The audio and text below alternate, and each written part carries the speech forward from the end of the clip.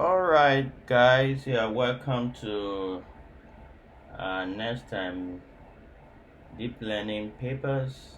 And today we shall be looking at a paper titled PyNet. That's a parallel information sharing network for shared account cross domain sequential recommendation. The idea behind this paper is to be able to recommend the next item based on the previous sequences of items that a group of user has watched or has interest in. That group of user could be a family consisting of, as I consider in the paper, say for instance from 1 to 5 users. In addition to that, they are also employing information from another domain, a second domain, making it a cross domain in making that decision. That's essentially what this paper is all about. And most of the algorithm is based on the recurrent neural network, particularly the gated recurrent unit, GRU. So what is the SR is actually recommending the next item based on the sequence of recorded user behaviors, what the users have been watching, or what the users have been buying, or what the users have shown interest in the past. We use those information, those behavior, to predict or to recommend the next item that we believe the user will also be interested in. And the shared account, like I mentioned, is in the scenario of a family. So there are basically four basic units in the approach. We have the sequence encoder. We have the SFU, the shared account feature unit. We have the CTU, the cross domain transfer unit, and we have the hybrid recommendation. So the sequence encoder is just a basic like your RNN. What it does is it takes your sequences of information and encodes them into different hidden state, and at every interval it can predict an output. Now the SFU is the shared account filter unit, and the function of the SFU is actually to be able to learn from the data which of the users is actually influencing the decision in selecting the next item. Since we have multiple users in one account, then this unit is trying to learn the pattern in who out of the user, which particular user is influencing the decision. Now the cross domain transfer unit is responsible for making sure that, let's say we have two domains A and B, like you use here, they use V and E. So the CTU is ensuring that in making recommendation for the next item in the domain V, information is also taken from domain E to make that decision. That is what CTU is. It's the responsibility of the CTU. So let's look more into the architecture based on what I've explained. So we have this is a user consisting of a number of families, and this is their pattern. So what exactly we want to do is, so these users, this particular user, they watch a number of, they have a pattern of the movies they watch, and we want to recommend the next item.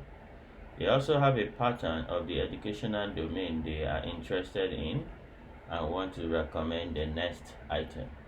But we don't just want to recommend the next item. For here, we want to recommend the next item in the educational domain, which is schoolhouse fund. But we want to make use of information from the video domain to be able to make this recommendation here.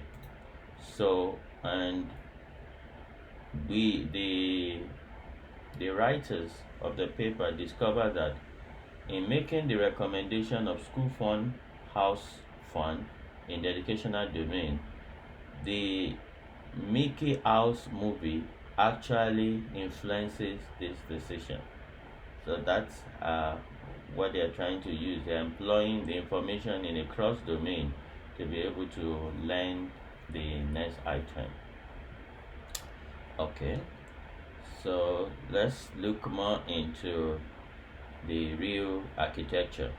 So this is the real architecture, and we'll spend a little time here to be able to look at that.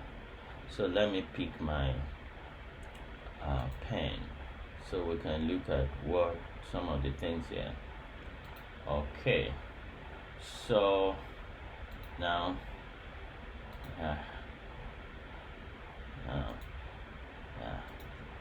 so if you look in here, this is the sequence encoder.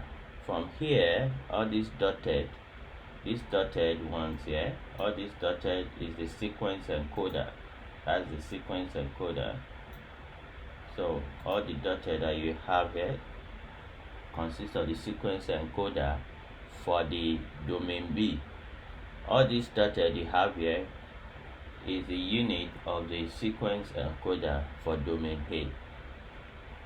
Now, in domain B here, you have an arbitrary hidden unit representation like we always have in RNN. You have an input to the first the hidden state. So most time this is set to a vector of 0. So most time this is set to a vector of 0. The same thing here too. In the A, you also have the same thing here. So this is also set randomly to a vector of 0. So this fits into, I can call this one the first hidden state, and this is the input B1. So this is the first item that the user watched. So B1, B2 up to Bm are the items like we considered in this place. So these are the that we showed here. These pictures again.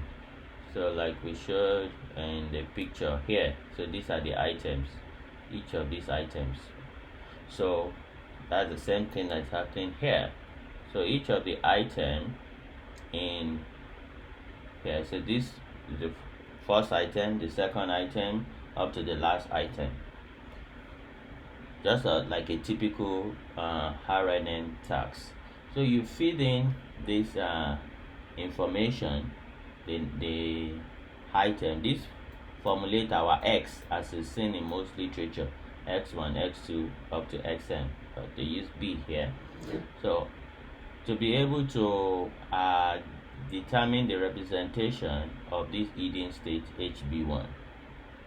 Now because this is a sequence, to be able to get the representation in the hidden state HB2, we take information from the previous, which is HB1, and combine the information from our inputs, our item, the current item. This is the current timestamp, to be able to learn the representation HB2, and we continue like that until we get to HBM, and we take the last item to be able to what to learn the representation of this, and we feed this into hybrid recommendation decoder, which I will come into. So that's the same thing that is happening here in A, in the domain A. Randomly line representation for HA1 using the previous one and the current timestamp A1. Move to A2, use the previous one and the current timestamp A2 up till you get to the last item. Use the previous hidden state and the current timestamp AN, the current input AN, to be able to learn HAN, and we now feed this into the hybrid recommendation decoder. Alright, so that's clear. Now we now have the SFU.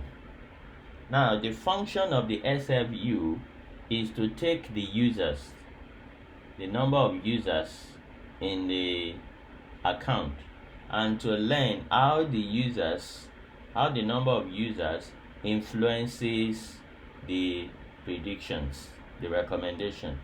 So for instance, they are saying that from user 1 to user K, maybe we have maximum of n users. So we're trying to learn how those users influence the predictions. So what happens is this unit SFU, what it does is it takes input from the hidden states. It takes input from the hidden states in both domains.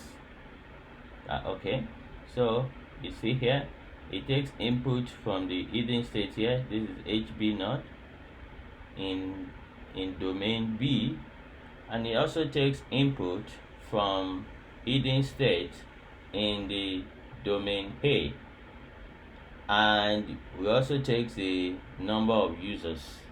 So those three inputs help the SFU to be able to learn a representation. That's also learning a kind of some vectors or matrices. Everything we are learning is just some parameters, some weight matrices. So this is fed into the next SFU, and the next SFU is also doing the same thing, taking representation from the domain B, hidden state in B, as you can see here, and also taking representation from the domain A, the hidden state, as you can see, and also taking the number of users which is coming in here to be able to make the next prediction, and so on and so forth up to the last SFU. So that is that. The same thing is happening in the other one here. So this SFU is taking information from domain B, is also taking information from domain A, and taking information from the user to be able to predict and feed that information into the next SFU. And the next SFU is using the previous SFU, information from domain B, which is the hidden state, and information from the users, that is taken from here, and information from the domain A to be able to feed into the next SFU. Okay, right. Now, aside feeding into the next SFU, the SFU is also giving information input into the CTU. But let's now consider the CTU, which is the cross domain transfer unit. Now, what does the cross domain transfer unit do? What it does is it's actually trying to learn the parameters. Everything we're doing here is to learn parameters. It's trying to learn the parameters that are important from one domain to be able to make prediction in the other domain, and vice versa. So the CTU is the one in this black rounded rectangle. So here the CTU consists of a number of hidden states, and each hidden state is taking the SFU, is taking input from the SFU, that is from the shared account, and is using it to be able to learn representation of the next hidden state. The next hidden state is using the previous hidden state and also the current SFU to be able to learn representation into the next hidden state until you get to the last cross domain transfer unit. The same thing is happening in the other domain. Initially, it's using the SF view and as its input to be able to learn representation for the first hidden state, and the next hidden state is using the previous hidden state and the current SF view to be able to make prediction and learn the weight matrices for the next hidden state until you get to the final one. Now the last component is the hybrid recommendation decoder, which responsibility is to estimate the probability of the possible items and predict the highest probability. So what does that do? It just takes the hidden state from the cross transfer domain unit, which has been able to learn representation from the two domains, and it's also taking input from the last hidden state of the sequence encoder unit to be able to make the prediction of the next item to watch. The same thing is happening here. It's taking input from the last hidden state in the domain and also taking input from the cross domain transfer unit. Information flows from the other domain, from domain A to B through this CTU, and is fed into the hybrid recommendation decoder. So if you cut this away, it just means that the hybrid recommendation decoder is just making its prediction based on only domain B, but it's able to get a flow of influence from domain A as a result of this link from the cross transfer domain unit, which has been able to get information through the SFU, which has flown into it to make its calculation based on the number of users and based on the domain in B and domain in A. So information is like flowing in layers from one and build one layer, and that layer flows into another. So eventually all these accumulate into the predictions that is being made here. So that's essentially what's happening in the work. So the others are just here. We are making a prediction of the next item in the sequence given the next item given the sequence. All right. Next item in domain A, probability of the next item in domain B. That's what the hybrid recommendation system is doing, just calculating the probabilities. Okay, then there is and that is sampled from this model. So FAS is the model to estimate that probability. All right, so let's see another important thing here. Okay, so this is just GRU. This can be most time a sigmoid function, or it could be, yeah.